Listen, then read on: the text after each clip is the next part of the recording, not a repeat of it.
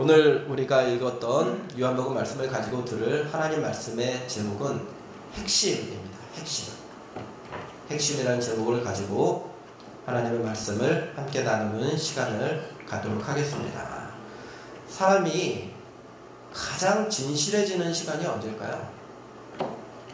사자성어로 취중진담 얘기한 사람 있죠? 술 한잔 마셨을 때 가장 진실해지더라. 평소에 용돈도 안 주는 돌신자 아버지가 10만원짜리 수표를 막 주시고 그러죠. 취중에. 다음날 아침에 다시 걷어가긴 하지만. 네. 그래서 취중진담이라는 말이 있습니다. 부작용 참 많죠.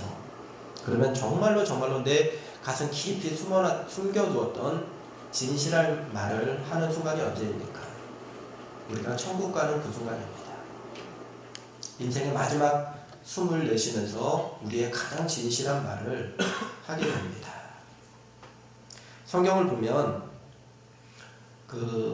예레미야 35장 8절에 요나답이라는 사람이 후손에게 너희는 절대로 포도주를 마시지 마. 포도주 마시고 굉장히 고생한 사람이 있었나 봅니다. 그래서 그런지 모르지만 요나답이라는 사람이 후손들에게 다시는 너희에게 포도주를 마시고 그럼 실수하는 일이 없었으면 좋겠어 라는 예언을 합니다. 우리 한번 읽어볼까요? 예레미야 35장 8절 말씀입니다. 시작. 우리가 레갑의 아들 우리 선조 요나답이 우리에게 명령한 모든 말을 순종하여 우리와 우리 아내와 자녀가 평생 동안 포도주를 마시지 아니하며. 예레미야 선지자가 야, 레갑 족속은 자신의 선조가 이야기한 이 유언의 말도 지켜지는데 너희는 도대체 하나님 말씀을 그렇게도 안 듣니? 라고 책망하면서 인용한 말씀이에요.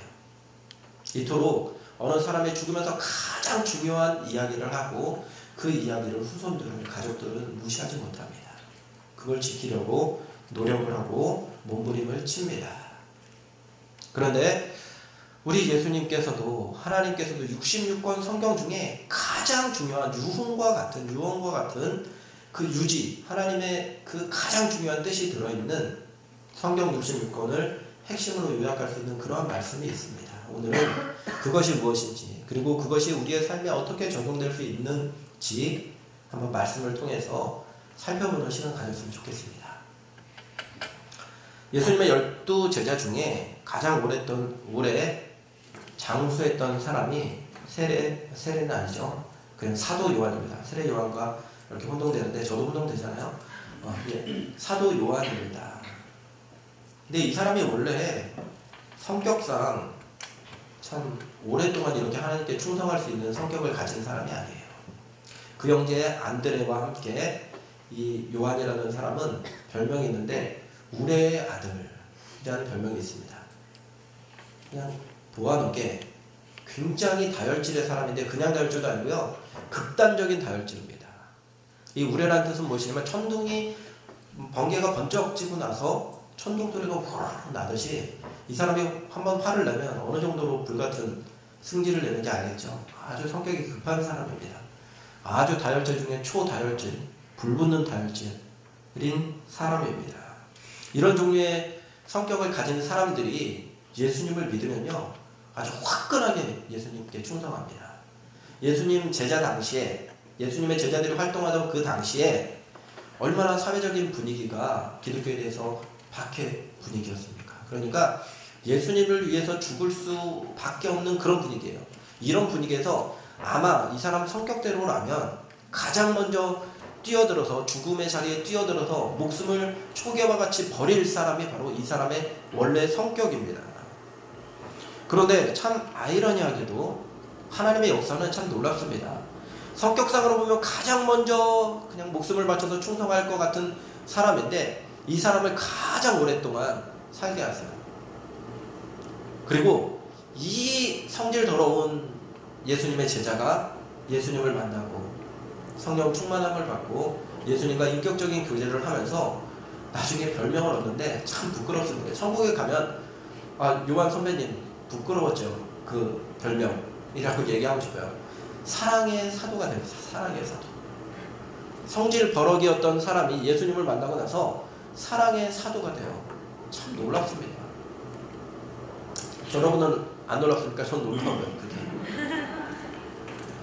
자, 그 사람이 이제 노년이 되었습니다. 가장 오래 살았습니다. 예수님과 함께 동행하던 그 12제자들을 다 먼저 천국으로 보냈습니다.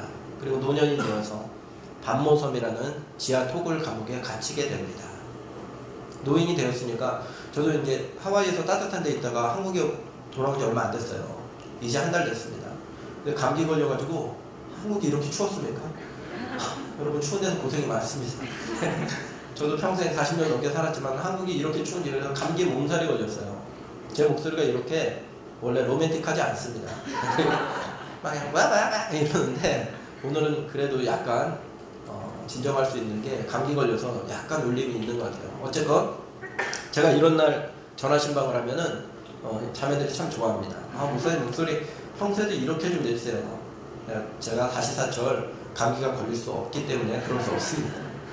어쨌건 이 사람이 노년이 되어서 지하 감옥에 들어갔으니까 얼마나 기온차가 심하겠습니까? 햇빛을 못 받으니까 비타민 D도 생성되지 않겠죠. 감기에 걸렸을 겁니다. 콜록콜록 맨날 기침을 했을 겁니다. 목소리도 저와 같이 변했을 것입니다. 그러면서 이 사람이 자신의 심장으로부터 뿜어져 나오는 가슴 깊은 곳에서부터 뿜어져 나오는 제자들을 향한 가장 중요한 유언을 한 가지 남깁니다. 그 말씀이 바로 요한일서 4장 7절과 8절 말씀입니다. 어떻게 유언을 남겼는지 한번 읽어보겠습니다. 시작! 사랑하는 자들아 우리가 서로 사랑하자. 사랑은 하나님께 속한 것이니 사랑하는 자마다 하나님으로부터 나서 하나님을 알고 사랑하지 아니하는 자는 하나님을 알지 못하나니 이는 하나님은 사랑이심이라. 참 재밌습니다. 예수님의 12제자 중 가장 성격이 그지 같았습니다. 버럭하는 것이 얼마나 대단한지 그의 별명이 보아동의 천둥의 아들입니다. 완전 다혈질의 성격입니다. 그냥 다혈질도 아니고 극단적인 다혈질입니다. 이 사람이 주님을 인격적으로 만나고 성령 충만함을 받으니까 사랑의 사도로 변합니다. 심하게 변합니다. 유언을 말하는데 바로 그 주제가 형제 사랑에 관한 주제입니다. 그렇다면 이제 샬롬교회 청년들에게 묻습니다. 여러분 하나님 사랑하십니까? 대답하셔도 돼요. 여러분 하나님 사랑하십니까? 네. 감사합니다. 저도 하나님 사랑합니다. 그런데 제가 여러분이 하나님을 사랑한다라는 그 증거를 어디에서 찾을 수 있습니까? 다른 사람들이 너 하나님 정말 사랑하는데 그 증거가 뭐야? 라고 했을 때 뭐라고 대답하겠습니까? 방금 우리가 뜨거운 찬양으로 하나님 앞에 영광 드렸습니다. 하나님께 찬양을 드릴 때 찬양의 가사, 찬양의 그 음정 하나하나가 내 심령 가운데 내 마음의 고백이 되어서 하나님께 찬양 드릴 때 뜨거운 그 무엇인가가 올라옵니다. 그렇기 때문에 나는 하나님을 사랑합니다 라고 말할 수 있습니다. 어떤 이들은 일주일 동안 아니 오랜 기간 동안 이 영혼만은 제가 신앙생활하면서 변화시키고 싶습니다. 하나님 이번 부활절에 이 영혼들 데리고 오기 원합니다 라고 기도할 때 하나님의 심정으로 내 심장에 울림이 있습니까? 떨림이 있습니까? 그 영혼을 구원하고 싶은 마음이 있습니까? 너무나 귀하고 소중한 마음입니다. 그러나 이 모든 것이 하나님을 사랑하는 증거들로서 필요 충분한 조건은 되지 못합니다. 하나님께서 우리에게 감정적인 고백, 하나님을 향한 감정적인 증거들을 주셨습니다. 뿐만 아니라 오늘 이 말씀을 통해서 이 예배를 통해서 우리의 의지적인 결단까지도 하나님 앞에 드리는 그런 결단의 시간이 되기를 예수님의 이름으로 축원합니다. 주님을 향한 사랑은 감정적인 고백뿐만 아니라 의지적인 결단까지 나아갈 때 균형 있는 사랑이 될 수 있습니다. 여러분 제가 제 집사람이랑 왜 결혼했는지 아세요?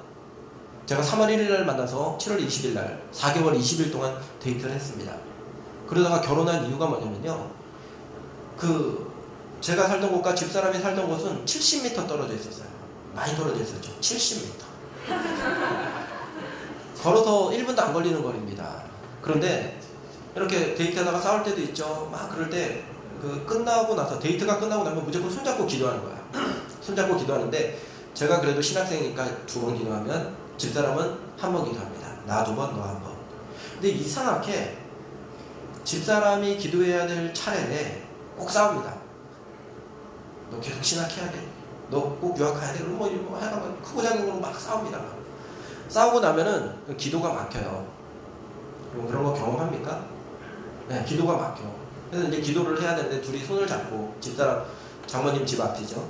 장인어른 집 앞이죠. 청와대 앞에서 손을 잡고 기도를 합니다. 헤어질 때. 하나님, 오늘도 우리가 죄짓지 않고 하나님 안에서 사귀고 하나님 앞에 교제하게 하신 것 감사합니다. 이렇게 기도를 해요. 근데 기도를 하려고 손을 딱 잡았는데 분명히 집사람 차례예요. 근데 기도하지 않고 저에게 신호를 보내요. 전기 게임처럼. 네가 해. 좀 더 세게. 너가 해. 네가 해. 이러다 눈 뜨고 또 싸워요. 너가 신학생 해야지. 이럴 때는, 힘들 때는 막 싸웁니다. 근데 그런 것마저도 여러분들이 부러워할 만한 사랑 싸움이 되더라고요. 그래서 우리가 왜 결혼에 화나죠? 네. 기도로 전환하시기 바랍니다. 네. 그런데 우리가 제가 그때 신대원을 마치고 집사람이 근무하던 선초동에 가서 오후 3시에 만났습니다. 그래서 11시, 12시, 1시까지 데이트를 했어요. 그때 저는 레포트를 쓰는데, 여기 독수리 타법이라고 아십니까? 이렇게 치는 거? 네, 독수리 타법이에요. 그래서 레포트 한 장 치는데도 너무 힘들었어요. 근데 밤새 레포트를 치고, 그리고 나서 신대원에 가서 입신을 한 거예요. 입신. 교수님이 앞에 있는데 분명히 저는 수업에 집중하는데 깨고 나면 수업이 끝났어요. 야, 강의실 옮겨야 돼. 그리고 동료들이 깨우고. 그럼에도 불구하고 집사람이랑 있는 게 너무 좋은 거예요. 제 애인이랑 있는 게 너무 좋은 겁니다.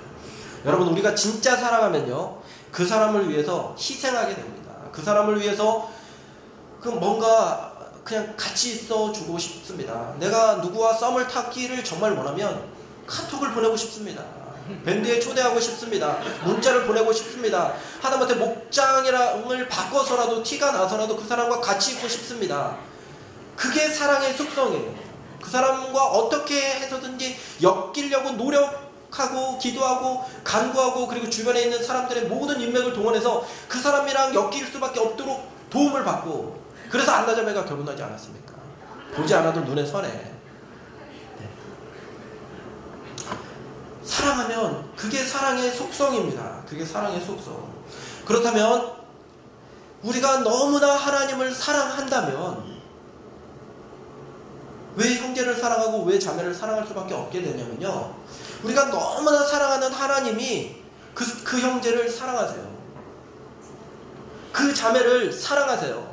나랑 코드가 정말 안 맞고 하는 일들마다 어쩌면 그렇게 하나님 오늘 이 자리에 성령께서 강력하게 임재하시기를 원하는데, 하나님 얘에게만은 좀 징계하시는 하나님으로 나타나시는 그런, 정말 싫은, 좀 강단에서 말하기는 좀 재수없는 그런 친구들 있잖아요.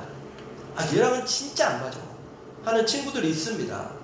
그런데도 불구하고 우리와 코드가 안 맞는, 나와 뭔가 사사건건 교회를 할 때마다 부딪히는 그 형제를, 그 자매를 사랑해야 되는 이유가 있는데, 그 이유는, 그 근본적인 이유는 하나님이 그럼에도 불구하고 그를 사랑하시기 때문입니다. 그래서 무시할 수 없는 거예요.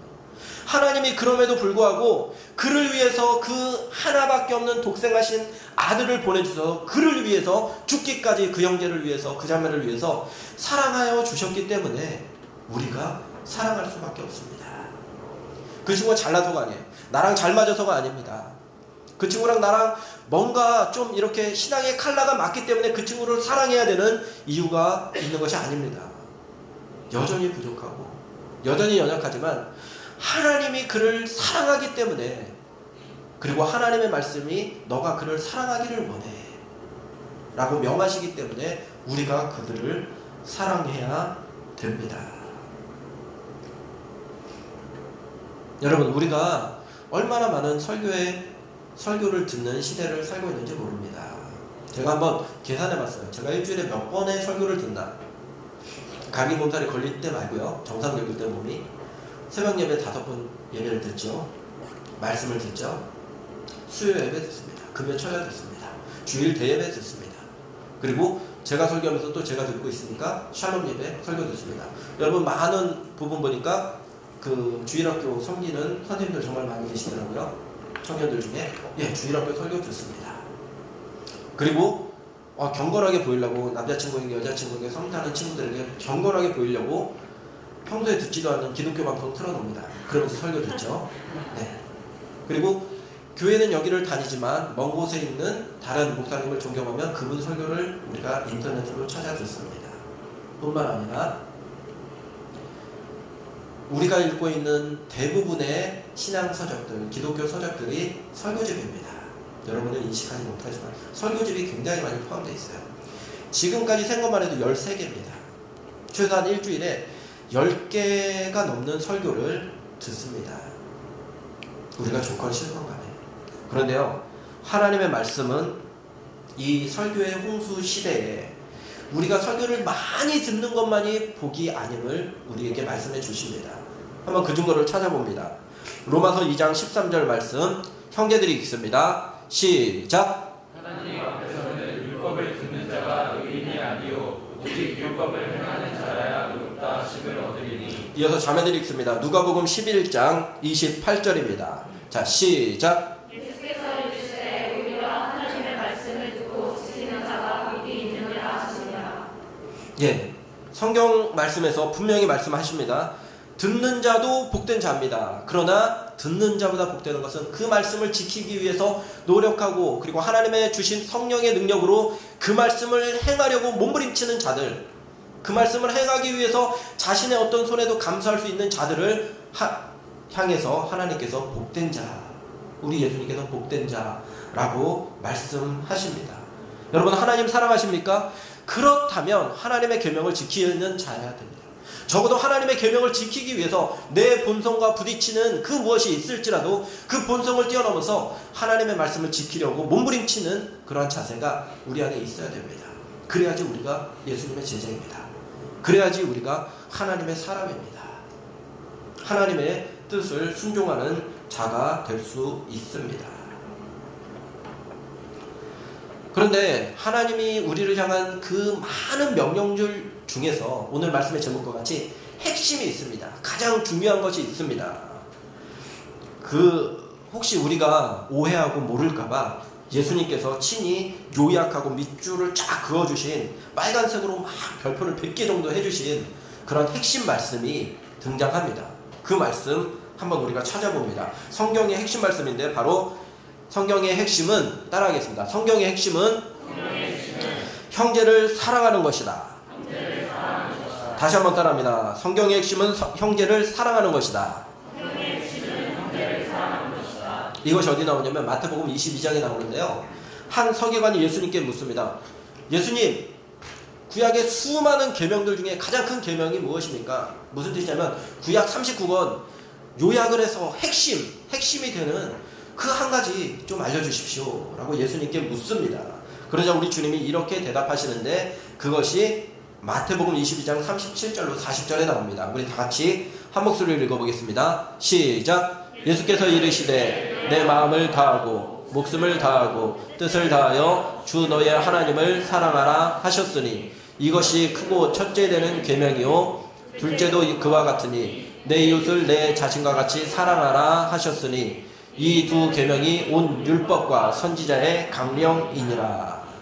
첫째, 마음과 뜻을 다하여 하나님을 사랑하는 것. 그리고 동일하게 둘째로 내 이웃을 내 몸과 같이 사랑하는 것. 이보다 더 큰 계명은 없다라고 예수님이 그 서기관에게 대답을 하십니다.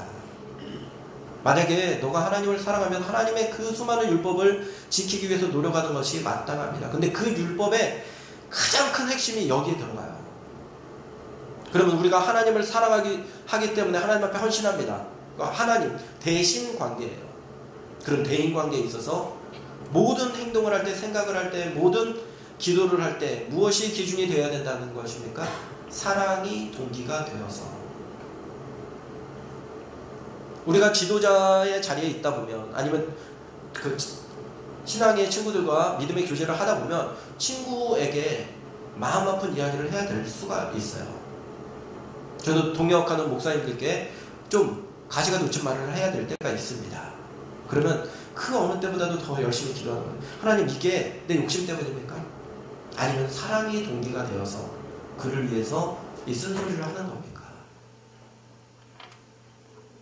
여러분, 우리가 하는 모든 말이, 모든 행동이 내 형제를 향한, 동역자를 향한, 자매를 향한 사랑이 동기가 되어진, 하나님의 사랑의 동기가 되어진 그러한 충고였으면 좋겠고, 그러한 구원이었으면 좋겠고, 그러한 믿음의 권면이었으면 좋겠습니다.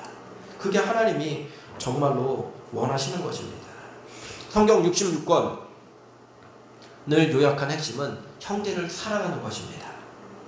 또 형제 사랑은 오늘 우리가 읽었던 35절 말씀과 같이, 요한복음 13장 35절 같이 한번 읽어보겠습니다.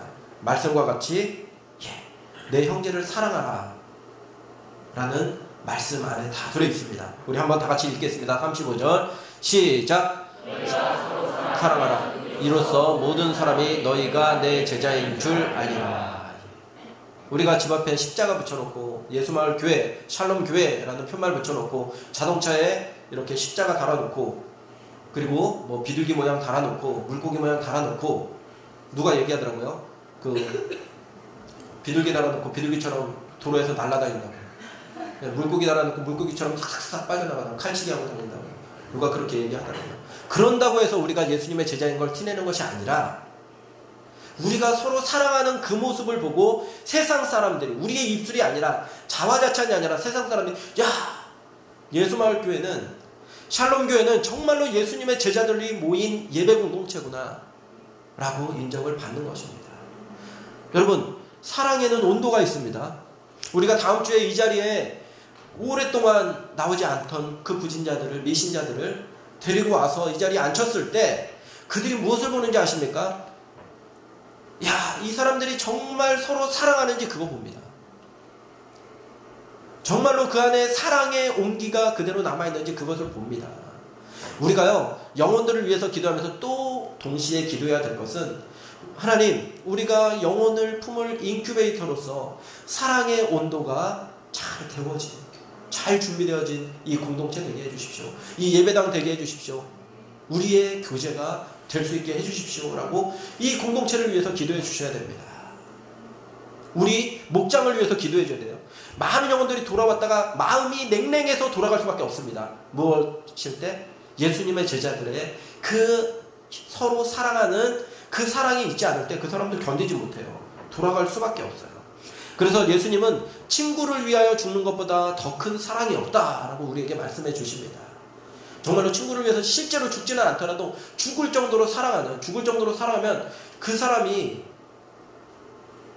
잘 되는 건 얼마나 기쁘겠습니까? 배 아플 수가 없죠. 여러분, 성령 충만한 증거, 눈빛이 변하고 목소리가 이러고 할렐루야, 목사보다 더 목사처럼 얘기하고, 그러지 마세요. 저 말도 하이톤이라 여러분이 그렇게 얘기하면 자꾸 제가 목사입니다, 우리 교회 청년이에요, 그래도 다 걔한테 목사님 그러고 있어, 할렐루야, 그리고 이렇게 얘기하고. 제가 예전에 교제하던 청년이 맨날 그랬어요. 생긴 것도 그 머리도 벗겨져가지고 굉장히 늙게 생겨가지고 맨날 할렐루야 그리고 목소리. 여러분, 그러지 마십시오. 그런다고 우리가 예수님의 제자인 거 아니에요. 그렇다고 우리가 성령 충만한 거 아닙니다. 성령 충만한 증거 여러 가지가 있을 수 있지만 그 중에 한 가지는 무엇이냐면요, 우리들을 향한 하나님의 축복의 말씀, 약속의 말씀, 권능의 말씀들이 부어질 때 그 말씀이 나에게 임함을 인하여서 기뻐하지만 동시에 그 축복의 말씀이 나의 동역자들, 형제들, 자매들에게 임하는 것도 함께 기뻐하는 것, 그것이 성령 충만함입니다.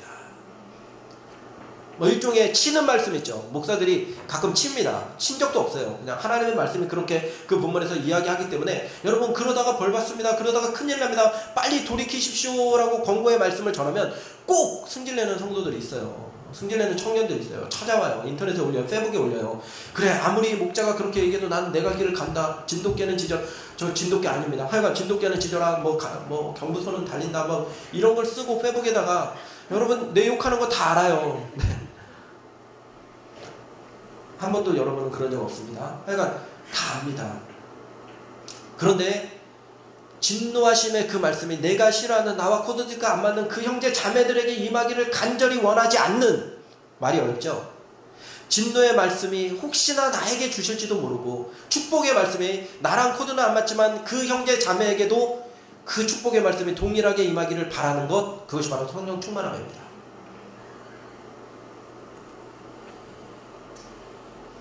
적어도 샬롬교회에 속한 우리 청년들이 그러한 자세를 가지고 신앙생활을 했으면 좋겠습니다.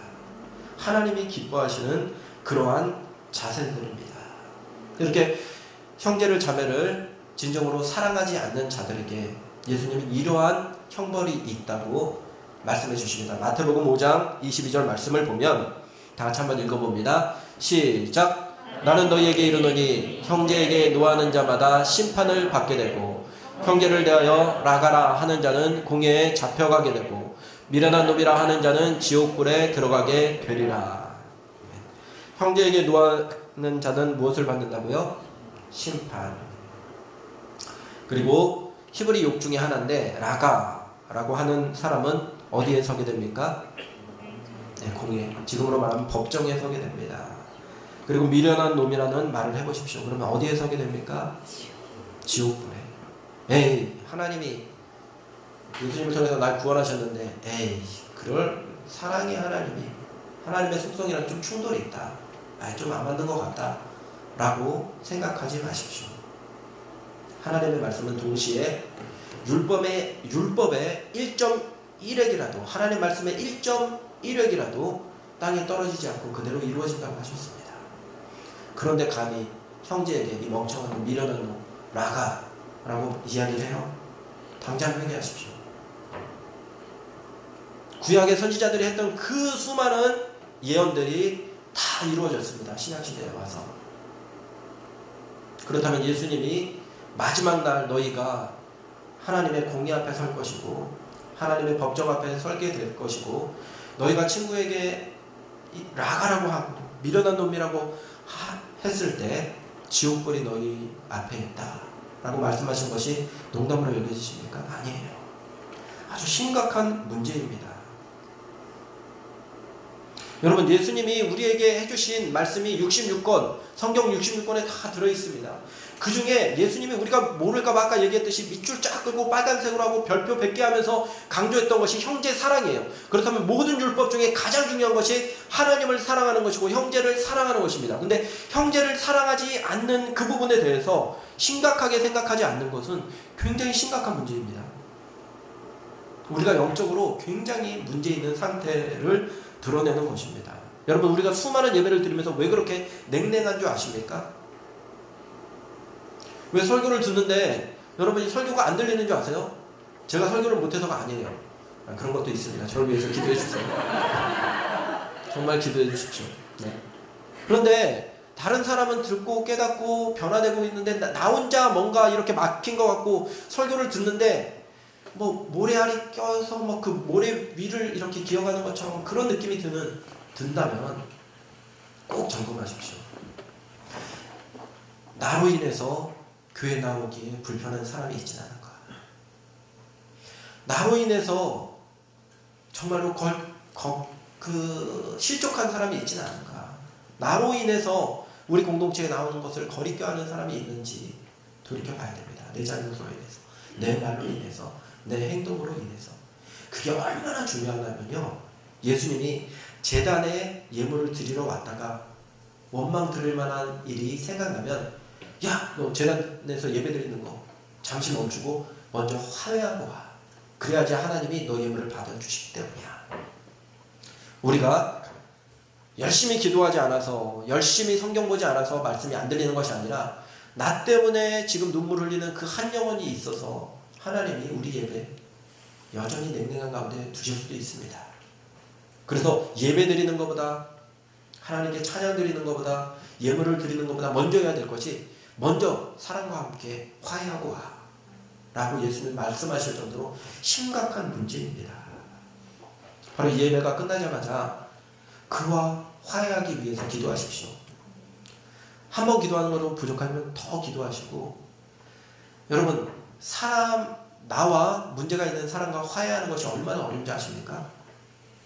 지난주에 담임 목사님이 새벽 예배로 기록하는데 유명하셨던 말씀이죠. 잠언 18장 19절에 보면은 이렇게 우리에게 권고하고 계십니다. 같이 한번 읽어보겠습니다. 잠언 18장 19절입니다. 시작. 노역한 형제와 화목하기가 견고한 성을 취하기보다 어려운즉 이러한 다툼은 산성 못밑장 같으니라. 여러분, 전쟁을 통해서 한 성을, 지금으로 말하면 신당동 전쟁이죠. 이것을 취하는 것보다, 얻는 것보다, 문빗장을 부숴버리는 것보다 힘든 것이 나와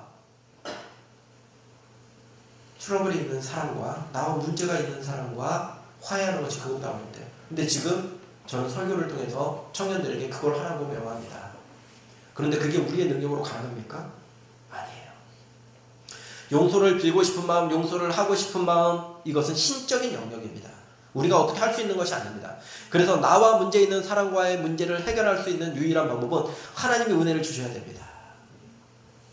그래서 하나님의 은혜를 구하고 우리 그 사람에게 용서를 구하고 정말 충만한 가운데 하나님과 깊은 교제의 끈이 열려지는 여러분들 되시기를 예수님의 이름으로 축원합니다.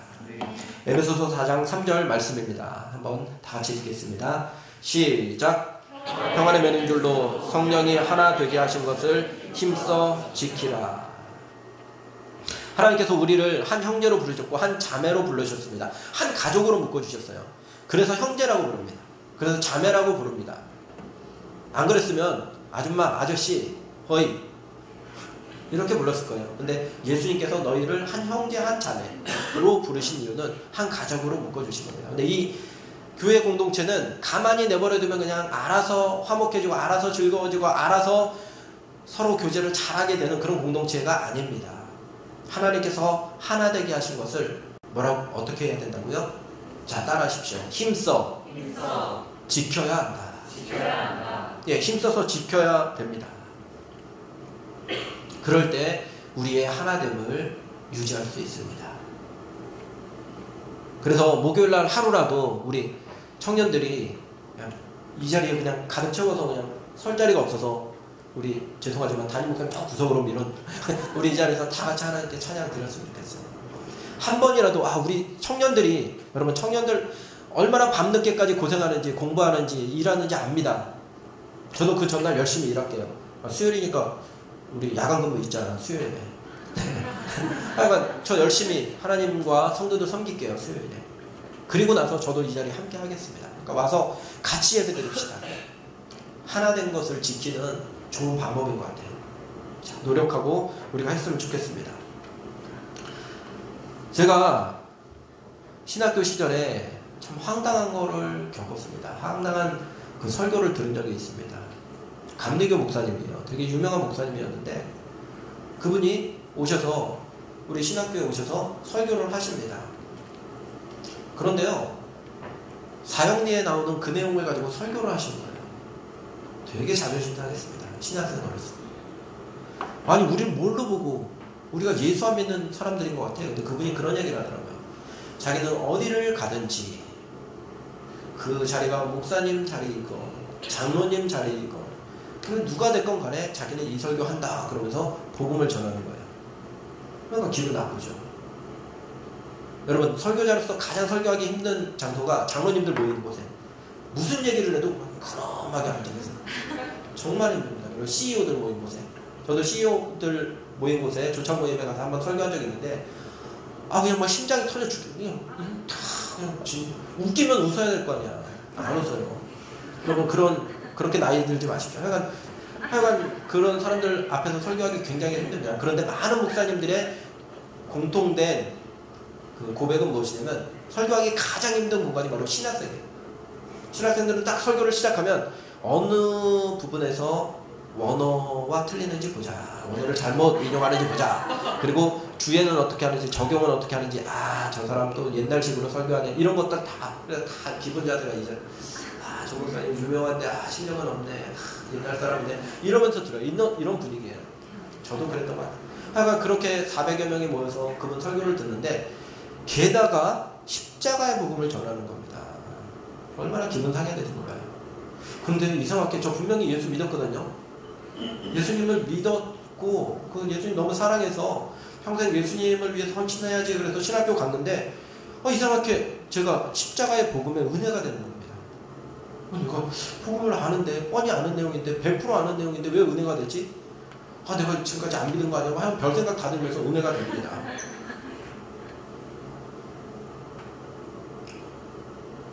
그러면서 제가 생각이 들었던 것이 있어요.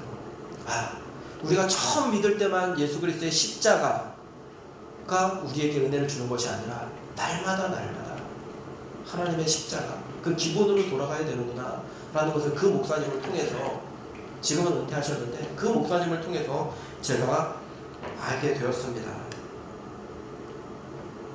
내 심령 가운데 십자가의 은혜가 다시 한번 깊이 새겨지고, 내가 어딜 가든지 이 십자가의 복음 나도 다시 한번 전해야 되겠구나 라는 그러한 다짐을 하게 됐습니다.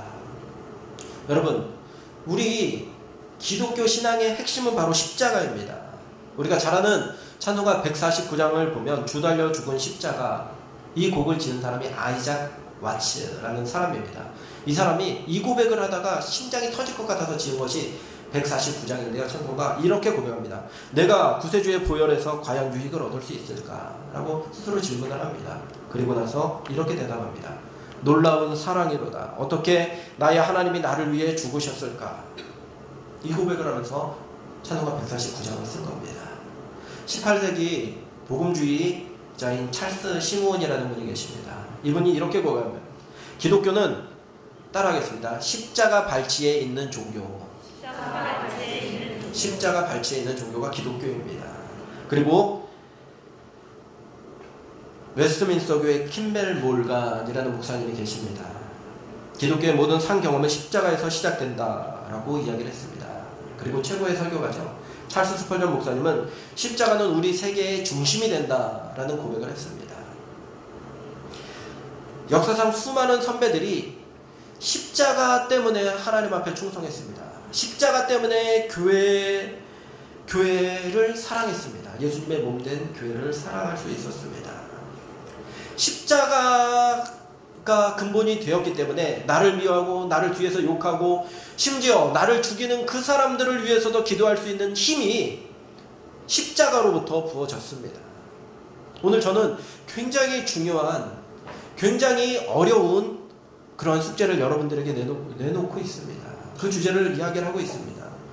여러분, 우리를 미워하는 자들, 나와 안 맞는 자들과 하나 되어서 하나님 나라를 이뤄가는 것이 너무나 힘듭니다. 그럼에도 불구하고 하나님이 그 십자가로 그를 사랑하셨다면 100가지의 안 맞는 점이 있고 100가지의 단점이 있다 하더라도 그 사람과 우리는 하나 되어야 됩니다. 왜냐하면 십자가만큼 큰 공통점은 없기 때문입니다.